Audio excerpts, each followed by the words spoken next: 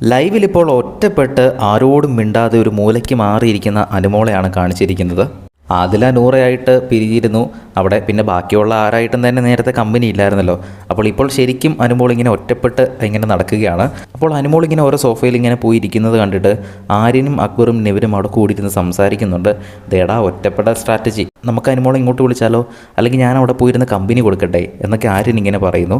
അപ്പോൾ നെവിനും അക്ബറും പറയുന്നുണ്ട്, ഓ നിനക്ക് എന്തൊക്കെ പറഞ്ഞാലും എവിടെയൊക്കെയോ നിനക്ക് ഉള്ളിൽ അനുമോളോട് ഒരു സ്നേഹം ഉണ്ടല്ലേ എന്നൊക്കെ അവർ പറയുന്നു. അത് കഴിഞ്ഞ് അക്ബറും നെവിനും കൂടെ അനുമോളും ആനുവും തമ്മിൽ പ്രണയത്തിലാണ് എന്നുള്ള തോന്നിപ്പിക്കുന്ന ഒരു പാട്ടൊക്കെ അങ്ങ് പാടുന്നു. പക്ഷേ ആര്യം പറഞ്ഞത് അവളുടെ ഒറ്റപ്പെടൽ സ്ട്രാറ്റജി നമുക്ക് പൊളിക്കണ്ടേടാ, അതുകൊണ്ട് നമുക്ക് അവിടെ പോയിരിക്കാം, അല്ലെങ്കിൽ അനുവിനെ ഇങ്ങോട്ട് വിളിക്കാം എന്നൊക്കെയാണ് ആര്യം പറഞ്ഞത്. എന്തായാലും അനുമോള് ശരിക്കും ഒറ്റപ്പെട്ട് നടക്കുകയാണ്. കാരണം ആദിലയും നൂറായിട്ട് ഓൾറെഡി ഇന്നലെ ആ ഒരു രാത്രി നടന്ന പ്രശ്നത്തോടു കൂടി അവരുടെ ഗ്യാങ്ങിൽ നിന്ന് അവരടിച്ച് പിരിഞ്ഞിരുന്നു. പിന്നെ വേറെ ആരായിട്ടും തന്നെ അങ്ങനെ വലിയ കമ്പനിയൊന്നും ഇല്ലായിരുന്നല്ലോ നേരത്തെ തന്നെ. അപ്പോൾ ലൈവിൽ ഇപ്പോൾ ബ്ലൈൻഡ്സ് ഇട്ടിരിക്കുകയാണ്. അപ്പോൾ എല്ലാവരും ഗാർഡൻ ഏരിയയിലാണ് ഇരിക്കുന്നത്. അപ്പോൾ ഓരോ സോഫയിലായിട്ട് മാറി മാറി ഇരിക്കുന്നു. അത് കഴിയുമ്പോൾ ഓരോ ആൾക്കാർ സംസാരിക്കുന്നതിൻ്റെ സൈഡിൽ കൂടെ പോയി നടക്കുന്നുണ്ട്. പക്ഷേ ആരോടും മിണ്ടുന്നൊന്നുമില്ല.